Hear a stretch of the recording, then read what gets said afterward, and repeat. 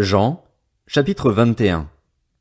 Après cela, Jésus se montra encore aux disciples sur les rives du lac de Tibériade. Voici de quelle manière il se montra.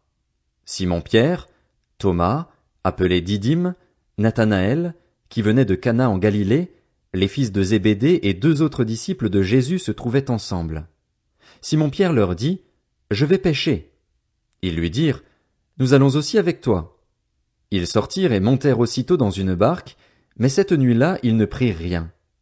Le matin venu, Jésus se trouva sur le rivage, mais les disciples ne savaient pas que c'était lui. Il leur dit, « Les enfants, n'avez-vous rien à manger ?» Ils lui répondirent, « Non. » Il leur dit, « Jetez le filet du côté droit de la barque et vous trouverez. » Ils le jetèrent donc et ils ne parvinrent plus à le retirer, tant il y avait de poissons.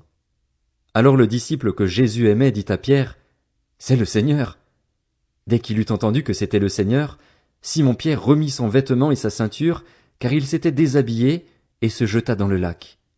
Les autres disciples vinrent avec la barque en tirant le filet plein de poissons, car ils n'étaient pas loin de la rive, à 100 de mètres.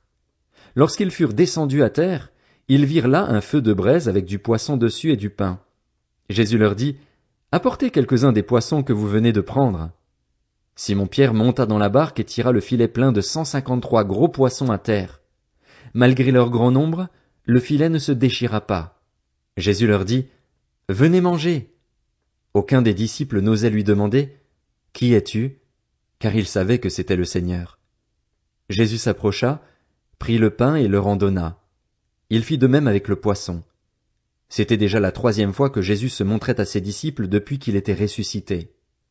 Lorsqu'ils eurent mangé, Jésus dit à Simon-Pierre, « Simon, fils de Jonas, m'aimes-tu plus que ceux-ci » Il lui répondit, « Oui, Seigneur, tu sais que j'ai de l'amour pour toi. » Jésus lui dit, « Nourris mes agneaux. » Il lui dit une 2e fois, « Simon, fils de Jonas, m'aimes-tu » Pierre lui répondit, « Oui, Seigneur, tu sais que j'ai de l'amour pour toi. » Jésus lui dit, « Prends soin de mes brebis. » Il lui dit, la 3e fois, « Simon, fils de Jonas, as-tu de l'amour pour moi » Pierre fut attristé de ce qu'il lui avait dit, la 3e fois, « As-tu de l'amour pour moi » Et il lui répondit, « Seigneur, tu sais tout, tu sais que j'ai de l'amour pour toi. » Jésus lui dit, « Nourris mes brebis.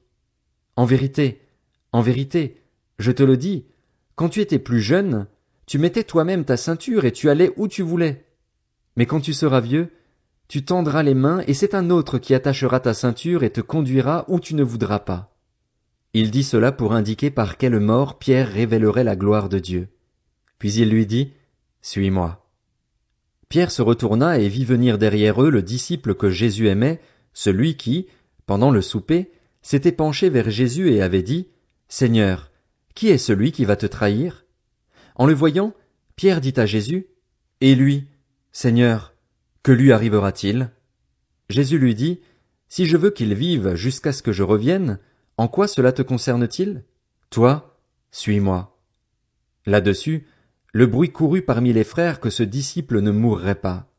Cependant, Jésus n'avait pas dit à Pierre qu'il ne mourrait pas, mais « Si je veux qu'il vive jusqu'à ce que je revienne, en quoi cela te concerne-t-il » C'est ce disciple qui rend témoignage de ces choses et qui les a écrites, et nous savons que son témoignage est vrai. Jésus a fait encore beaucoup d'autres choses. Si on les écrivait en détail, je ne pense pas que le monde entier pourrait contenir les livres qu'on écrirait.